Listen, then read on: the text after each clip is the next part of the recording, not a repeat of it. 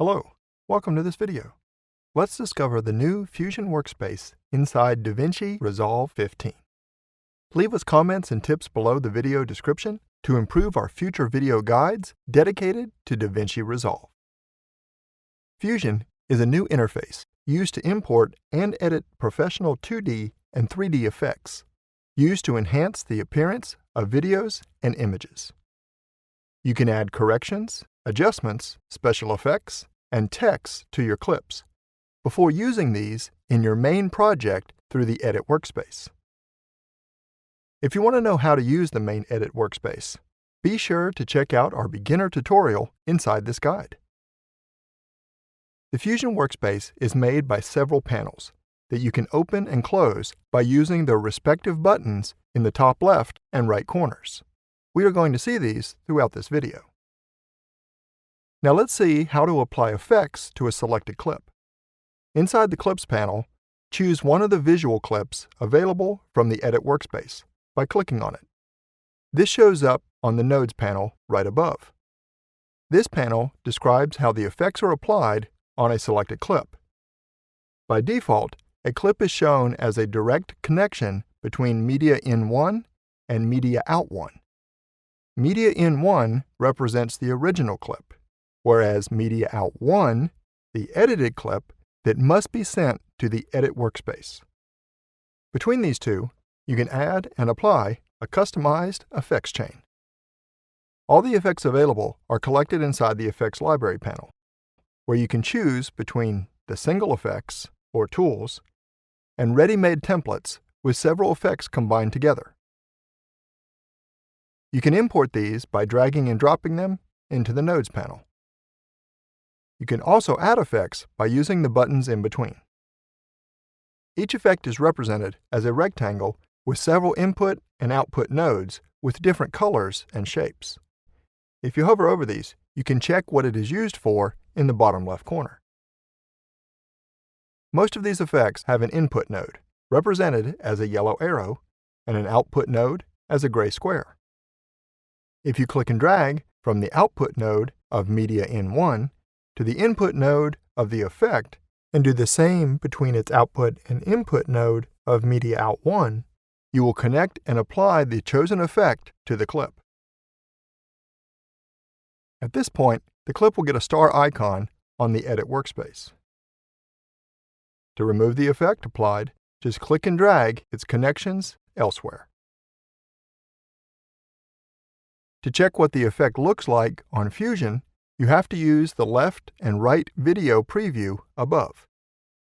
When you hover over a rectangle, two small buttons show up in the bottom left corner. You can use the left one to show the output of such rectangle on the left video preview, and the right button to use the right preview. This is very useful to make comparisons between the several steps inside your effects chain. You can use the main player to play back all, or click on the timeline above to check a precise frame.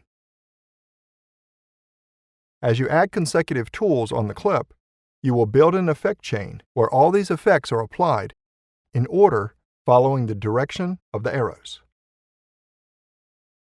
You can also apply different chains in parallel. Very useful to compare several solutions.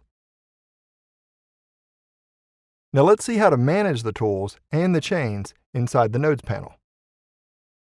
You can zoom in and out by holding down Command or the Control key and using your mouse wheel.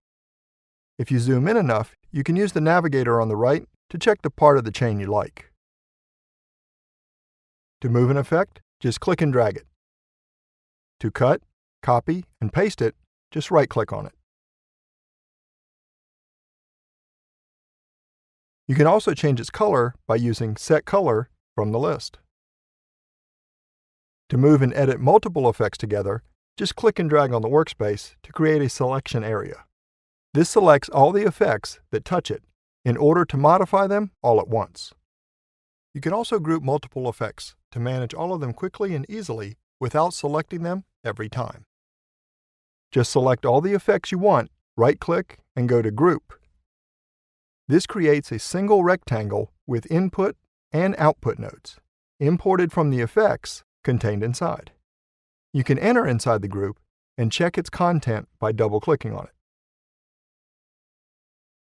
Now let's see the main kinds of effects you have inside Fusion. Inside the Blur section, you find all the effects to add blurriness and glow to your visual clip. Inside Color, all the tools and adjustments to correct the visual clip appearance, such as its brightness, contrast, and color. You can import these effects into the Nodes panel and connect these to the clip. Then use the Inspector panel to adjust the effect properties. Just make sure to enable one of the video previews on the interested tool to be able to see the changes applied.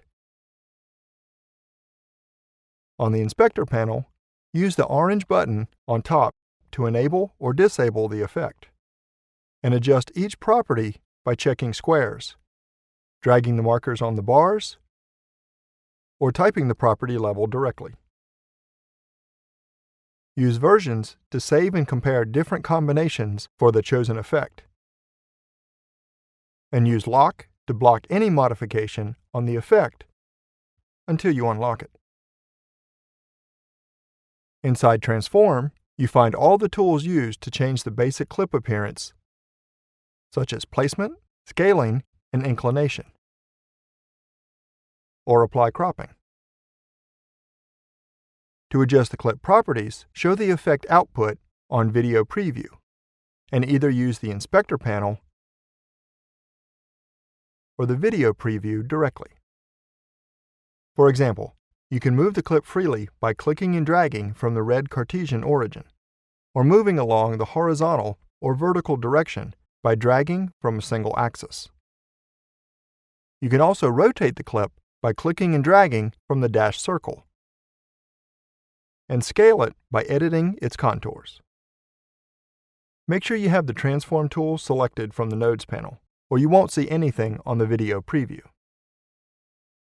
Inside Warp, you have all the effects used to apply distortion or change the perspective on the clip, such as drip or vortex.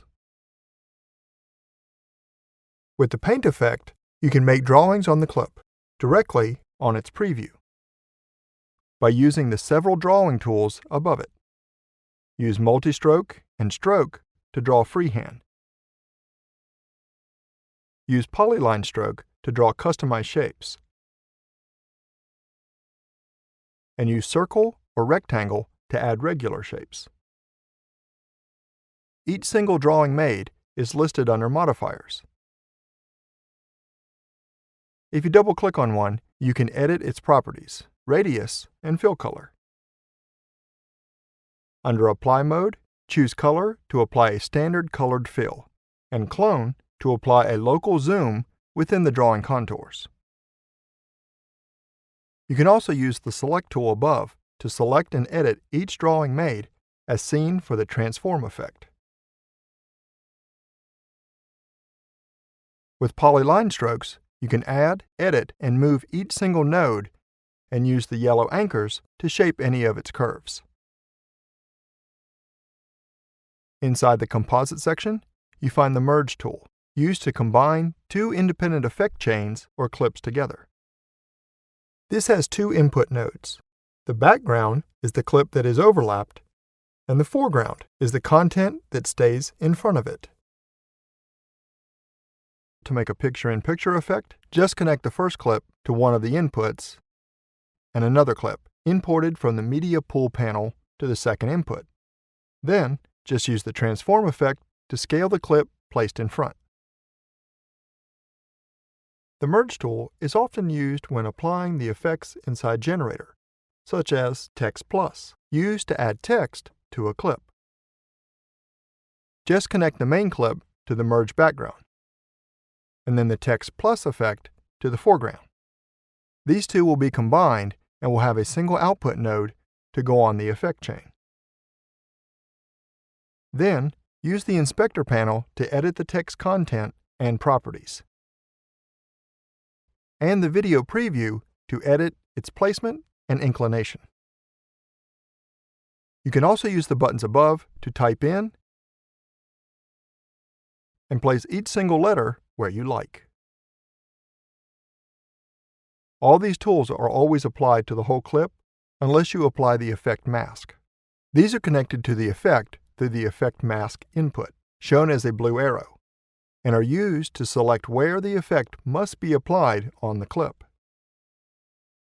All effect masks are collected inside Mask.